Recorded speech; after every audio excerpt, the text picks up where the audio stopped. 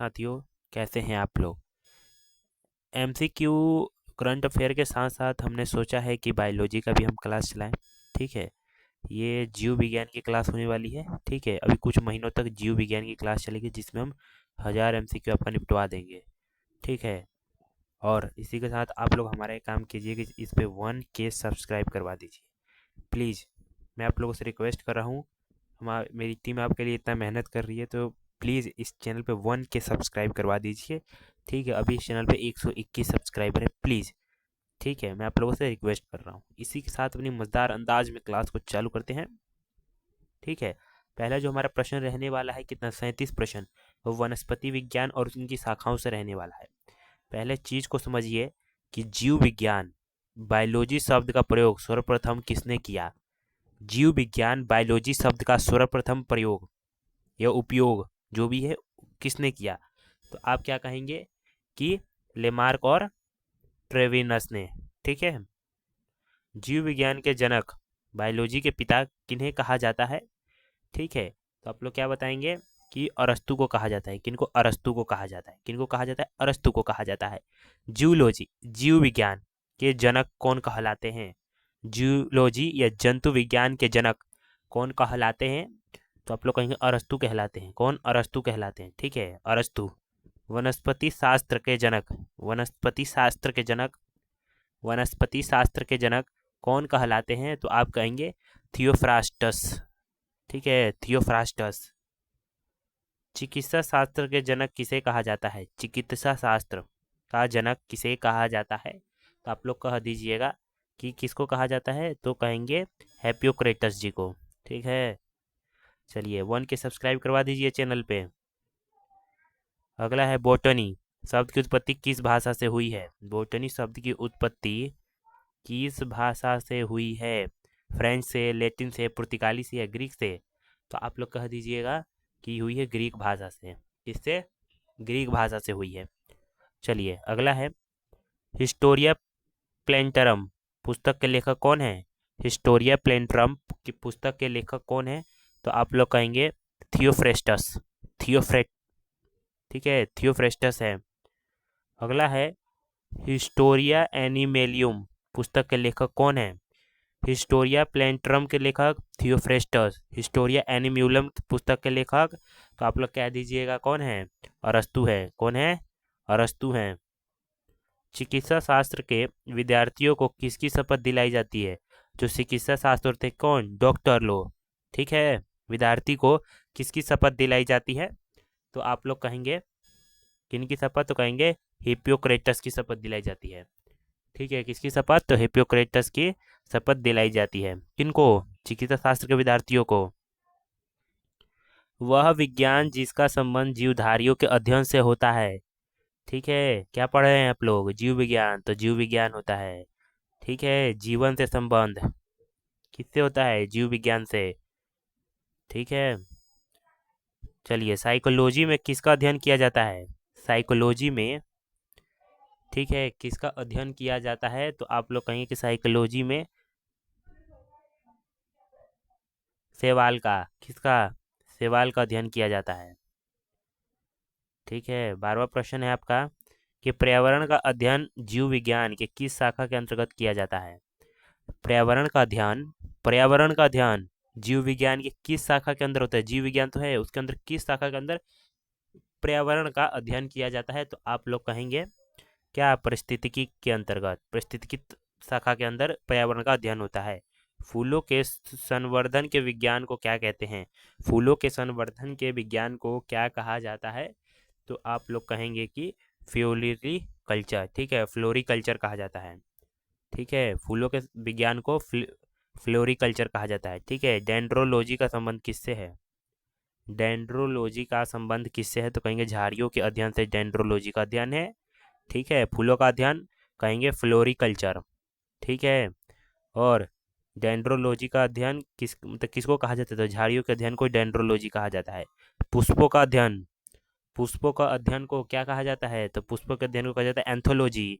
ठीक है, एंथोलॉजी। झाड़ियों का अध्ययन डेंड्रोलॉजी, पुष्पों का अध्ययन एंथ्रोलॉजी।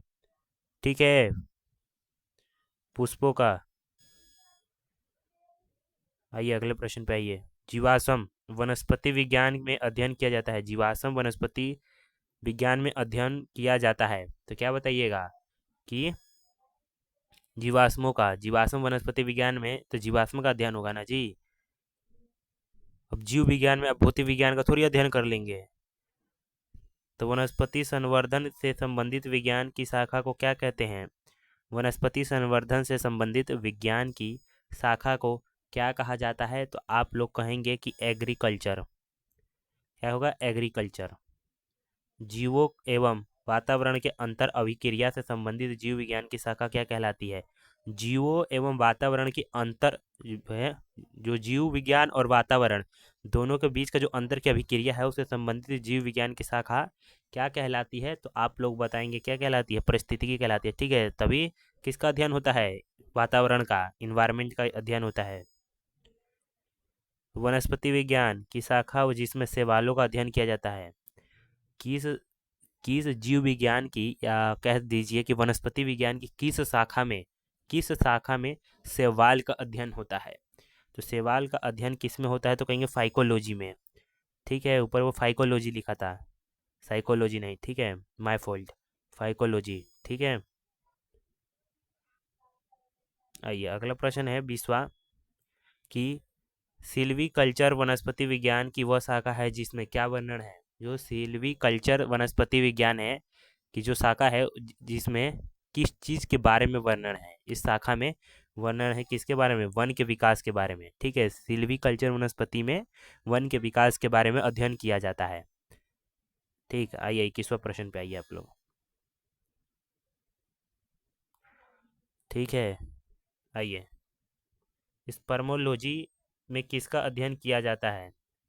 ठीक है, कि स्पर्मोलॉजी में किसका अध्ययन किया जाता है? तो आप लोग कहेंगे किसका अध्ययन किया जाता है? तो कहेंगे बीज का अध्ययन किया जाता है। बाबू लोग, बीज का अध्ययन किया जाता है। अगला प्रश्न है एग्रोस्टोलॉजी में किसका अध्ययन किया जाता है? एग्रोस्टोलॉजी में किसका अध्ययन किया जाता है? तो आप लोग बताएंगे किसका अध्ययन किया जाता है? तो घासों का। एग्रोस्टोलॉजी का अध्ययन किसका होता है? तो कहेंगे घास का। किसका? घास का। पीडोलॉजी में किसका अध्ययन किया जाता है? पीडोलॉजी में किसका अध्ययन किया जाता है? तो पीडोलॉजी में किसका अध्ययन किया जाता है? भूमि का।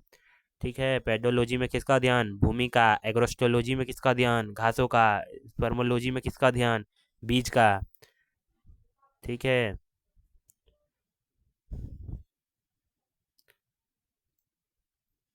चलिए 1 के सब्सक्राइबर कंप्लीट करवा दीजिए जल्दी से। आइए अगला प्रश्न है कि आनुवांशिकता एवं विभिन्नता के बारे में जानकारी देने वाली वनस्पति विज्ञान की शाखा क्या क्या कहते हैं? बोल रहा है कि आनुवांशिकता एवं विभिन्नता के बारे में जो जानकारी देने वाली वनस्पति विज्ञान की शाखा है, किसकी? वनस्पति विज्ञान की शाखा है, उसको क्या कहते हैं? तो उसको कहते हैं आनुवांशिक। क्या कहते हैं? आनुवांशिक। पौधों को नाम देने वाला विज्ञान क्या कहलाता है? कि कौन सा उस विज्ञान का नाम बताइए जो पौधों का नाम देता है। ठीक है, कि ये आम का पेड़ है, ये अड़हुल का पेड़ है। ठीक है, तो आप लोग क्या कहेंगे? कौन सा विज्ञान है वो?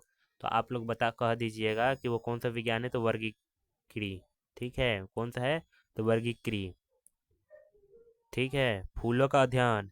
बाबू लोग पीछे पढ़े हो लोग, पुष्पों का अध्ययन, फूलों का अध्ययन क्या होता है? कहेंगे पोमोलॉजी। क्या कहते हैं?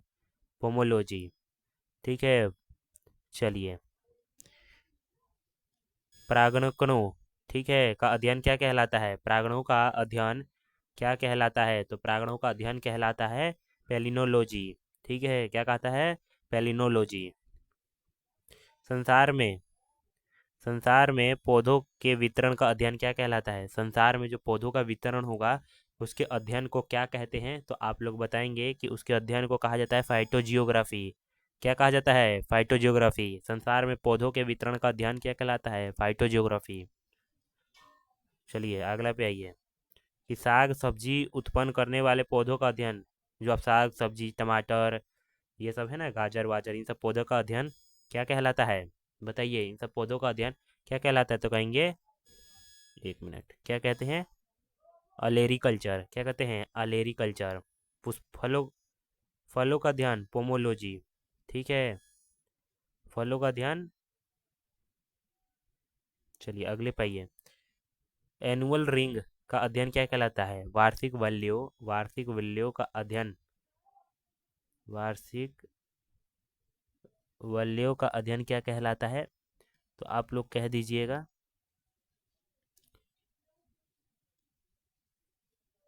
ठीक है, क्या कहते हैं? डेंड्रोक्रोनोलॉजी। ठीक है, डेंड्रोक्रोनोलॉजी कहा जाता है। ठीक है, सजावटी वृक्ष तथा झाड़ियों के संवर्धन के संबंधित अध्ययन।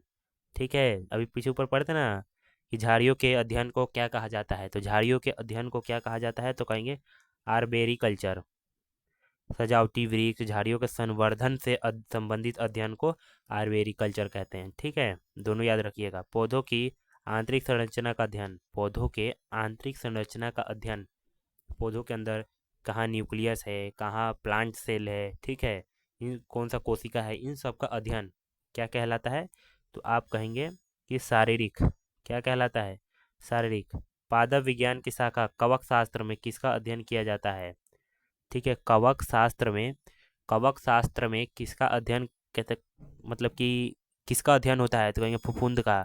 किसका अध्ययन होता है बाबू लोग? फफूंद का अध्ययन होता है। ठीक है, चलिए अगले पे आइए, एग्रो फॉरेस्ट्री। Agro forestry.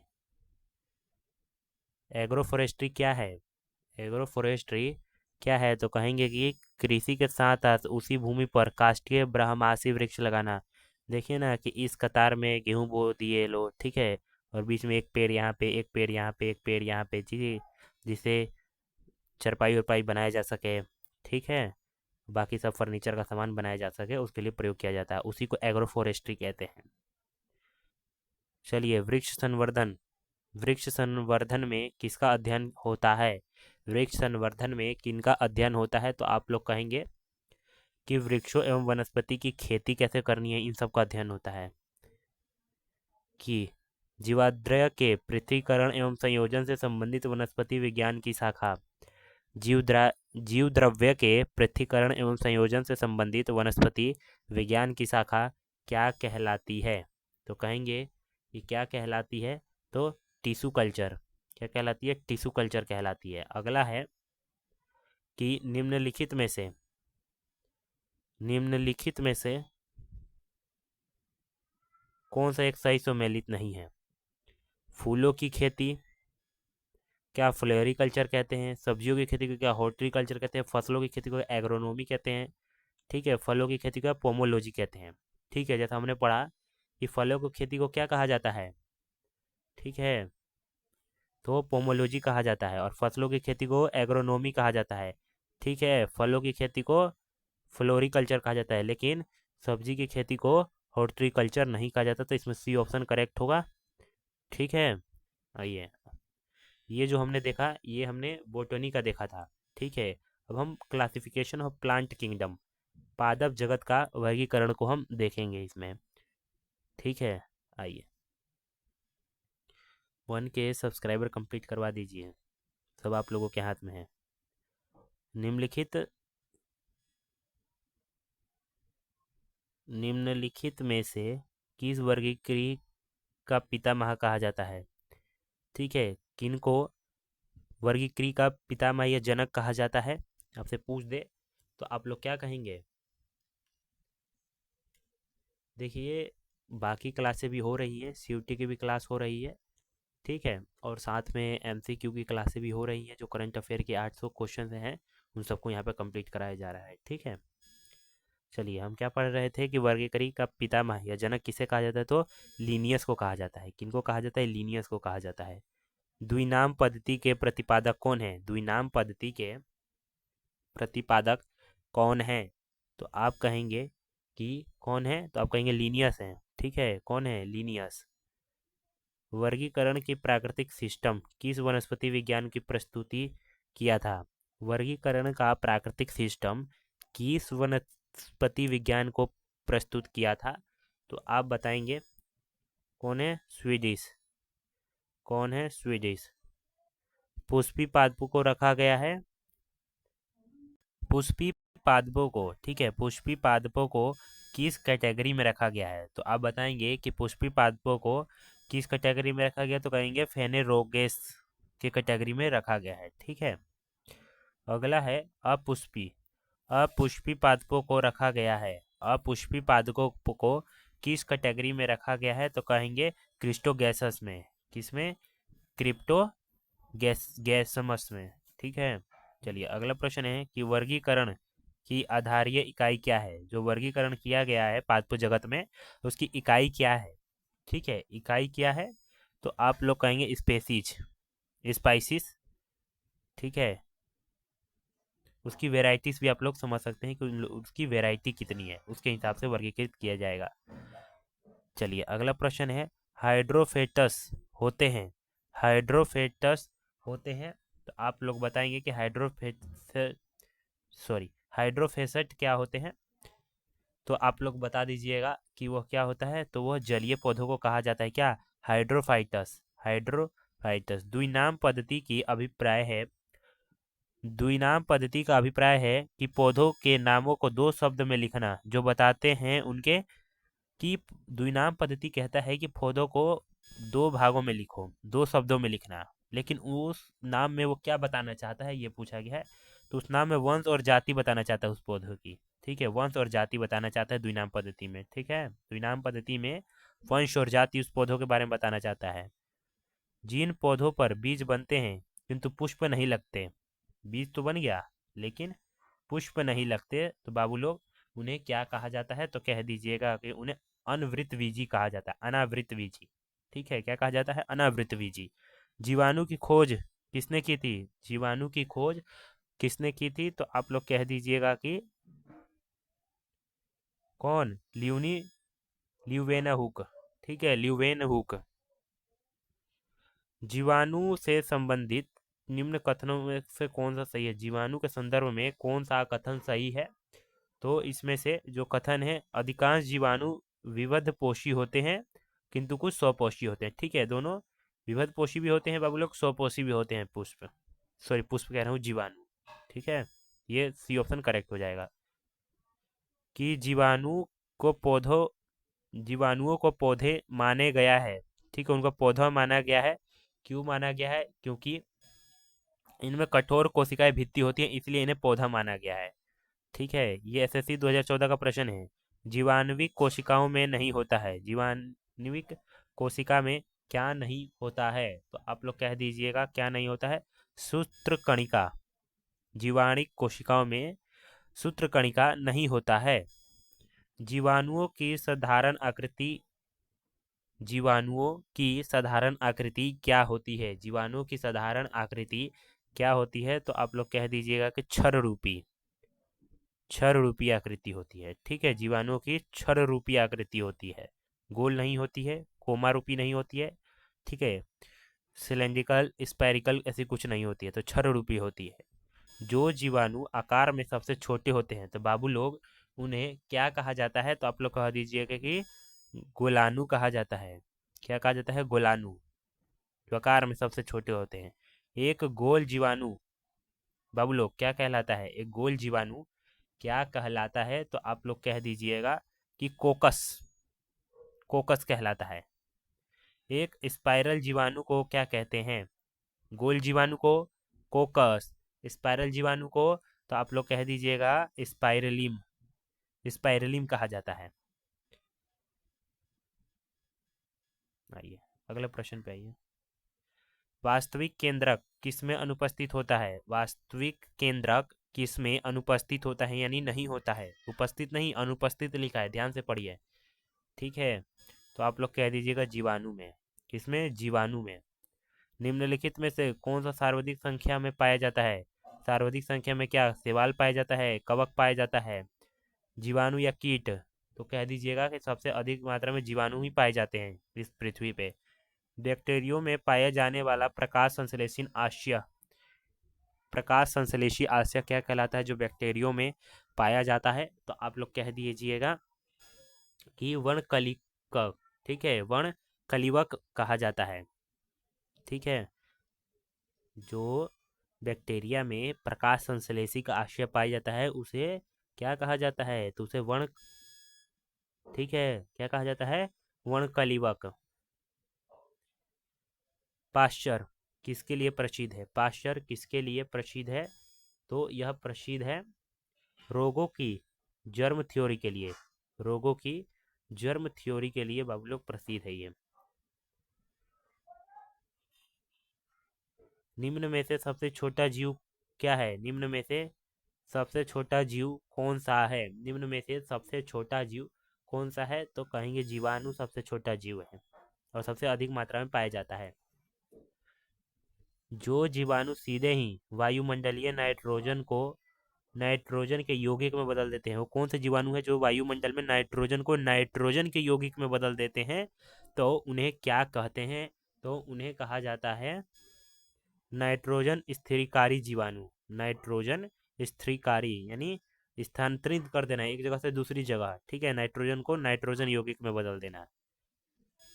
चलिए, रूट न्यूडल्स मूल ग्रंथिकाओं पाई जाती हैं। मूल ग्रंथिकाएं किसमें पाई जाती हैं? तो आप कहेंगे कि यह किसमें?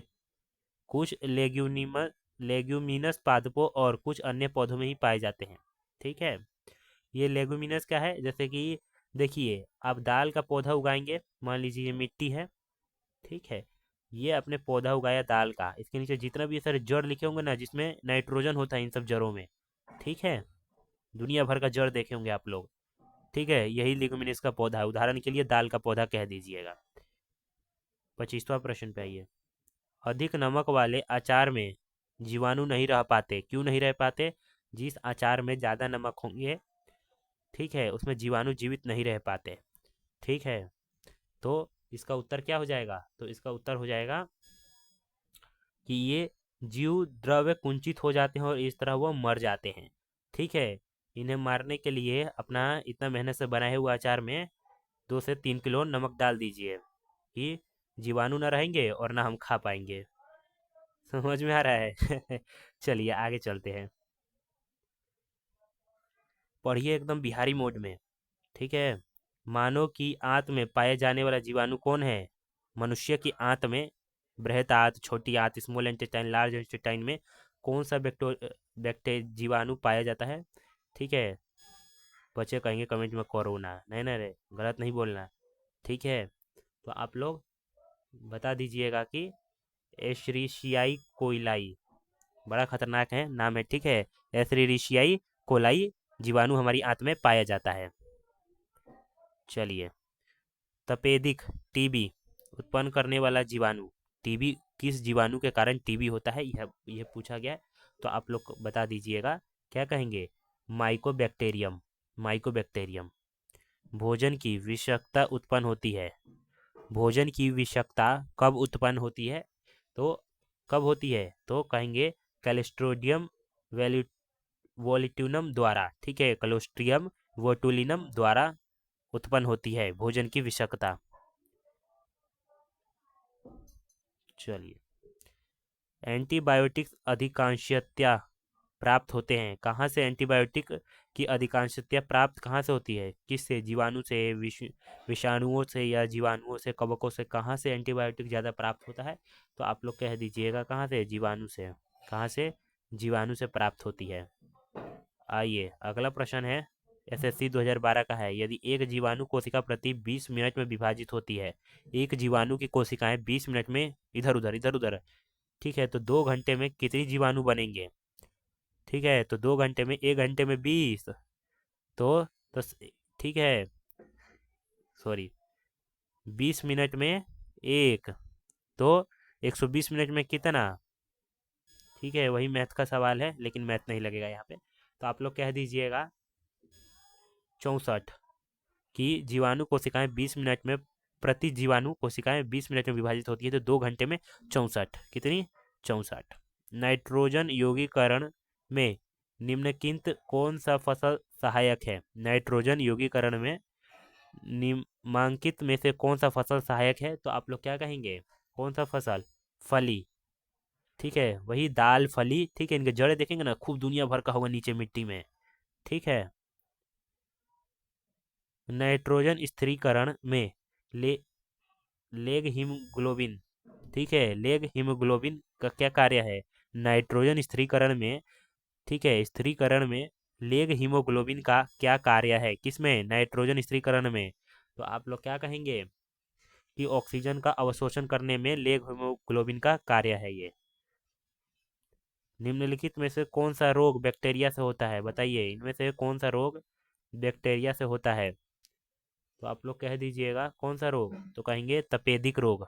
कौन सा? तपेदिक रोग। HIV द्वारा होने वाला रोग कौन है? HIV के द्वारा कौन सा? चलिए, ये 52वां प्रश्न आ गया ना, इधर होगा, हाँ ये आ गया। चलिए, मृदा में धान की पैदावार बढ़ाने वाला मुक्त जीवी जीवाणु कौन है? ठीक है, कि मृदा में धान की पैदावार बढ़ाने वाला मुक्त जीवी जीवाणु कौन सा है? तो आप लोग कहेंगे कि वह एनाबीना है। कौन है? एनाबीना। प्रशिस्तन खाद्य परीक्षण में मदद करता है। ठीक है, 35वां प्रश्न है कि प्रशीतन खाद्य परीक्षण में क्या मदद करता है? तो आप लोग कह दीजिएगा कि जैविक रासायनिक अभिक्रिया की दर को कम करने में मदद करता है। ठीक है, जैव रासायनिक की अभिक्रिया को कम करने में क्या करता है? मदद करता है। दही जमाने में लिखित में से कौन सा सूक्ष्म जीव का प्रयोग होता है? तो कहेंगे लैक्टोबैसिलस। क्या कहेंगे बाबू लोग? लैक्टोबैसिलस। निम्नलिखित में से किसके द्वारा दूध खट्टा होता है? निम्नलिखित में से किसके द्वारा दूध खट्टा होता है? तो आप लोग कहेंगे बैक्टीरिया द्वारा। किसके द्वारा? कहेंगे बैक्टीरिया द्वारा। दूध के दही के रूप में जमने का कारण क्या है? तो कहेंगे लैक्टोबैसिलस नाम का बैक्टीरिया के कारण। ठीक है, निम्नलिखित में से कौन सा सहजीवी नाइट्रोजन यौगीकरण जीवाणु है? निम्नलिखित में से कौन सा सहजीवी नाइट्रोजन यौगीकरण जीवाणु है? तो आप लोग कह दीजिएगा, कि राइजोबियम। क्या कहेंगे? राइजोबियम है वो। सर्वप्रथम वायरस का खोज किसने किया था? सर्वप्रथम वायरस का खोज किसने किया था? तो कहेंगे इवा इवानोविस्की ने। ठीक है, इवानोविस्की ने। विषाणु माने जाते हैं, निम्नलिखित में से क्या गुण होना चाहिए विषाणु माने जाने के लिए? तो आप लोग बताएंगे कि जीवों और निर्जीव के बीच एक ट्रांजिशनल ग्रुप। ठीक है, निम्नलिखित में से किसे एंजाइम नहीं होता? निम्नलिखित में से किसमें एंजाइम नहीं होता है? तो आप लोग कहेंगे कि विषाणु में एंजाइम नहीं होता। किसमें? विषाणु में एंजाइम नहीं होता। TMB शब्द किससे संबंधित है? किससे रिलेटेड है? ठीक है, TMV किससे संबंधित है? तो आप लोग कह दीजिएगा विषाणुओं से संबंधित है। किससे संबंधित है? तो बाबू लोगों विषाणुओं से संबंधित है। क्या? TMV विषाणुओं से संबंधित है। ठीक है, हाइड्रोफोबिया रोग उत्पन्न होता है। हाइड्रोफोबिया रोग किससे उत्पन्न होता है? हाइड्रोफोबिया रोग किससे उत्पन्न होता है? जीवाणु से उत्पन्न होता है। किससे? जीवाणु से। कुत्तों के काटने से जिस जीवाणु के द्वारा घात रोग उत्पन्न होता है, ठीक है, क्या है वो? हाइड्रोफोबिया है। क्या है? हाइड्रोफोबिया। हाइड्रोफोबिया होता है पानी से डर लगने लगता है। चेचक के लिए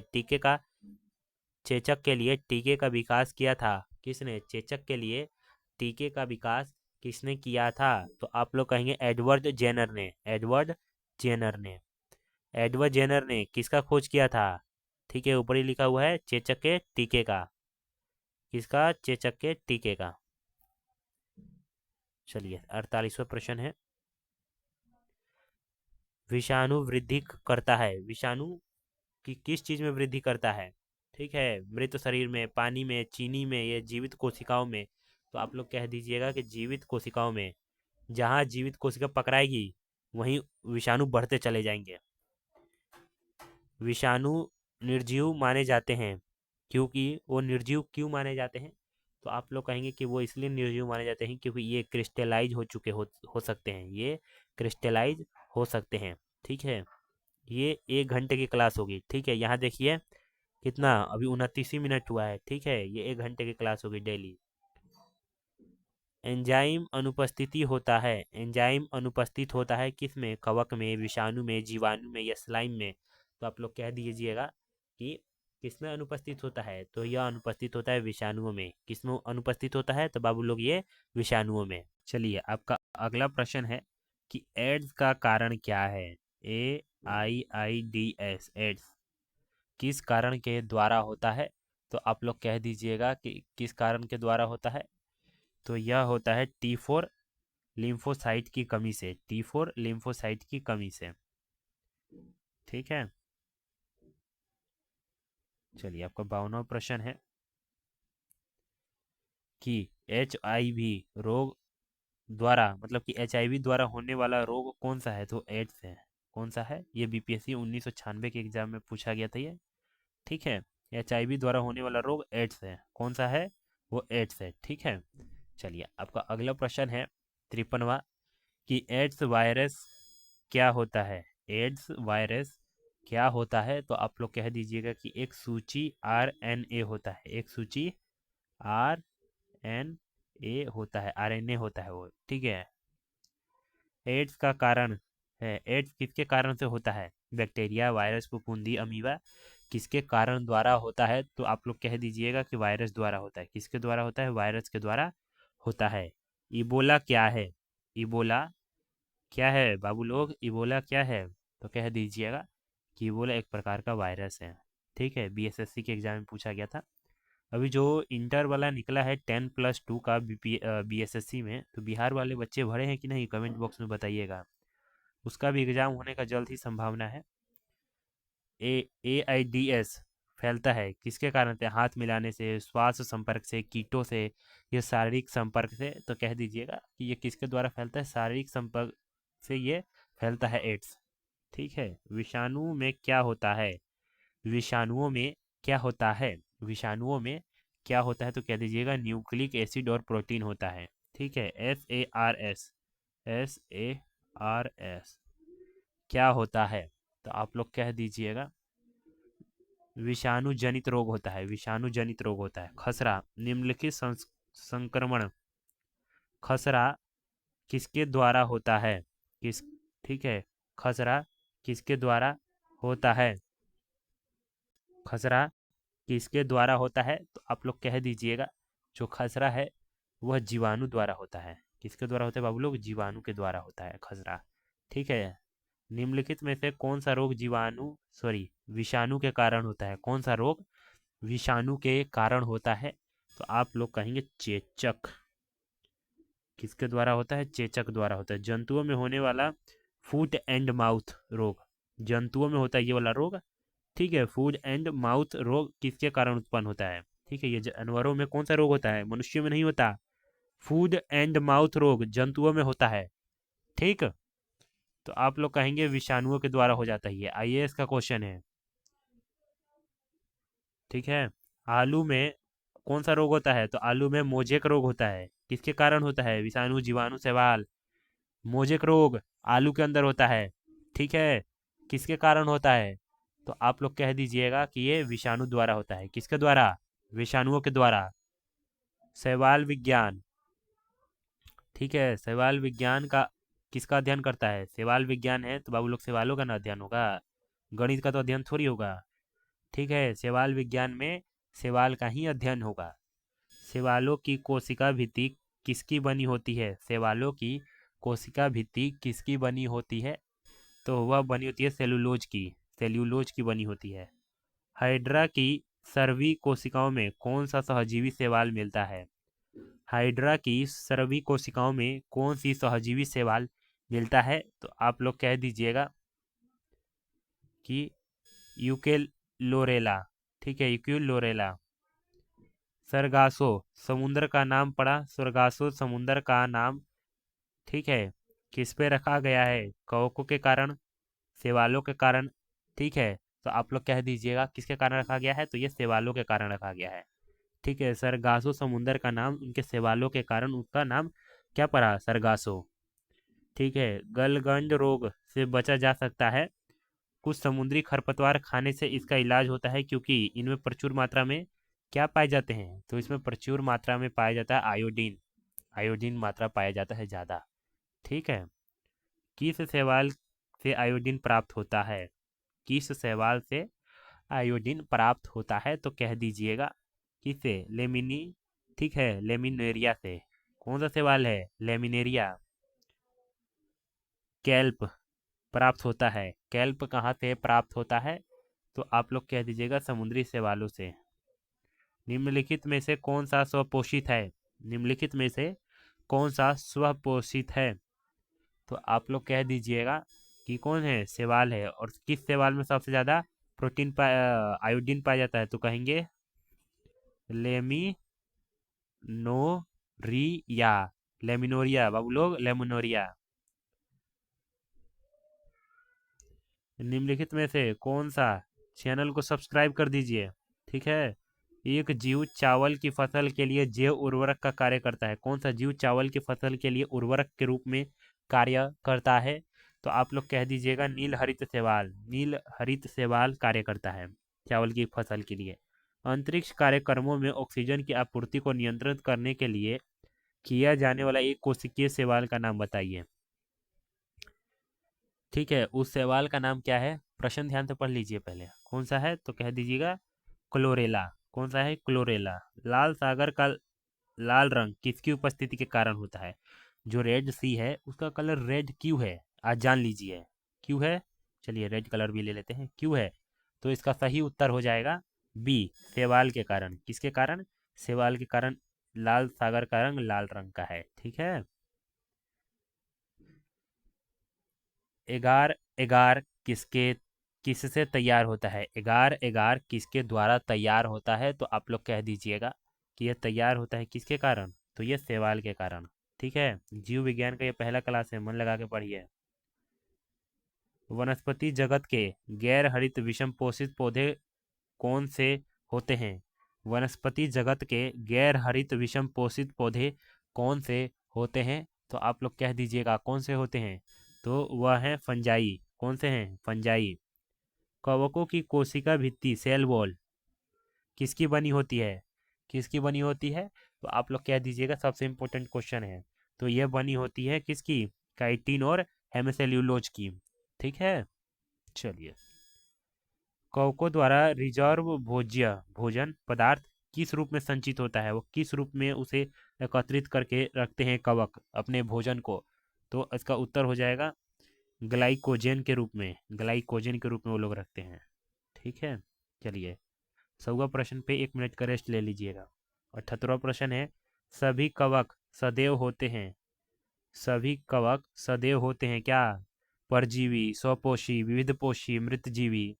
तो आप लोग क्या कहेंगे कि सभी कवक, जितने भी कवक हैं वो सब क्या होते हैं? तो वो लोग विविधपोषी होते हैं, दूसरे पे निर्भर रहते हैं, ठीक है।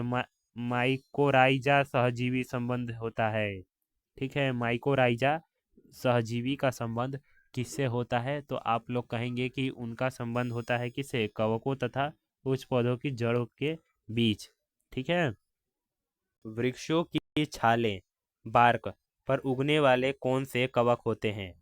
ठीक है, वृक्षों की छालों पर उगने वाले कौन से कवक होते हैं? तो आप लोग कह दीजिएगा कि उन्हें कोर्टिकोलस कहते हैं, या कोर्टिकोलस कवक होते हैं वो, ठीक है। गोबर पर उगने वाले कवक, पौधों पे उगने वाले कवक, गोबर पे उगने वाले कवक, ठीक है, तो क्या कहा जाता है? तो आप लोग कह दीजिएगा कि कोप्रोफिलस। क्या कहते हैं बाबू लोग? कोप्रोफिलस। निम्नलिखित में से किसे क्लोरोफिल नहीं होता है? निम्नलिखित में से किस में क्लोरोफिल नहीं होता है? तो आप लोग कहेंगे कि किस में? तो कवक में क्लोरोफिल नहीं होता है, ठीक है। आलू का लेट ब्लाइट उत्पन्न होता है। आलू का लेट ब्लाइट उत्पन्न होता है किसके द्वारा? तो कह दीजिएगा किसके द्वारा? फ्यूजेरियम मोनोलीफॉर्म के द्वारा, ठीक है। डबल रोटी के निर्माण में काम आने वाला कवक कौन सा है? ठीक है, डबल रोटी मतलब पाव रोटी, हमारे गांव में पाव रोटी कहा जाता था उसे। उसमें किस कवक का प्रयोग किया जाता है तभी वो एकदम फूला फूला सा लगता है? तो कह दीजिएगा आप लोग कि सैक्रोमाइसिस सेरेविसी। इस कवक का क्या नाम है जो डबल रोटी में होता है? तो सैक्रोमाइसिस सेरेवेसी।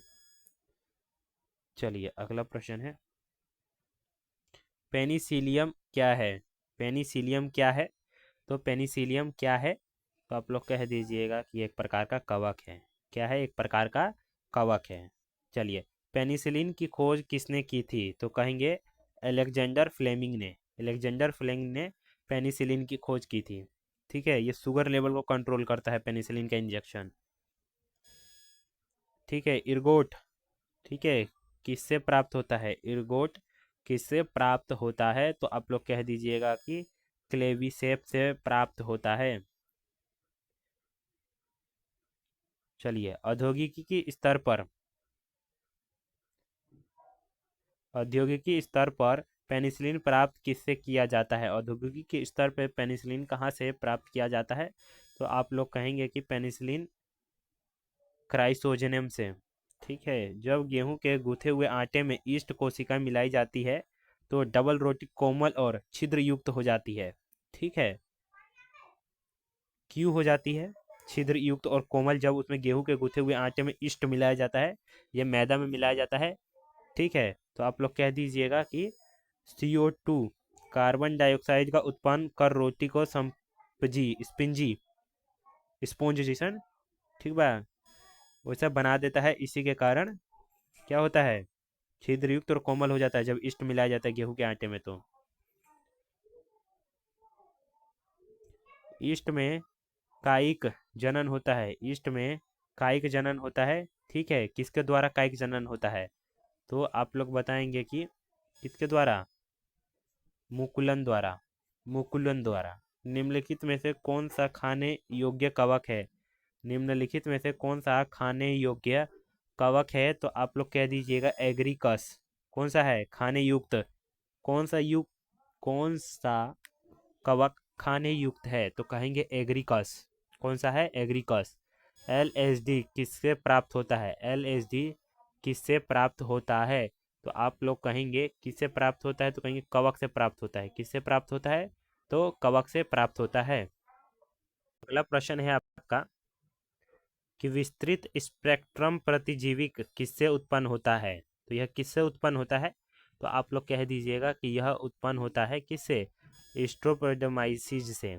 ठीक है, अगला लिखा हुआ है नीचे ही कि स्पेक्ट्रोमाइसिन को किसने पृथक किया था, यानी किसने इसको अलग किया था?